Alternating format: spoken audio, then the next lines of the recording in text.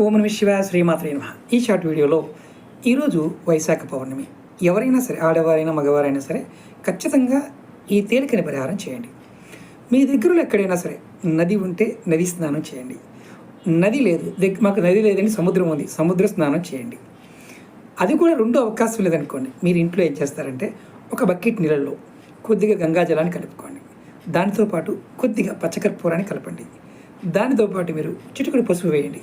ఇవి మూడు కలిపి చేతితో కలిపి మీరు నారాయణ మంత్రాన్ని తలుచుకుంటూ, చంద్రుడిని తలుచుకుంటూ, లక్ష్మీదేవిని తలుచుకుంటూ లోటాల నీళ్ళు మీద పోసుకోండి. గంగా, గోదావరి, కృష్ణ, తుంగభద్ర ఏ నదైనా పర్వాలేదు, గంగాజలం కలుపుకొని చేయండి.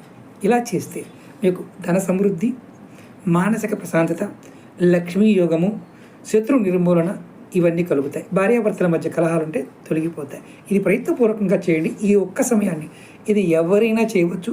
నియమ నిబంధనలు అంటూ ఏమీ లేవు. ప్రయత్నం చేయండి, ఫలితాన్ని పొందండి. ఓం నమః శివాయ, శ్రీమాత్రే నమః.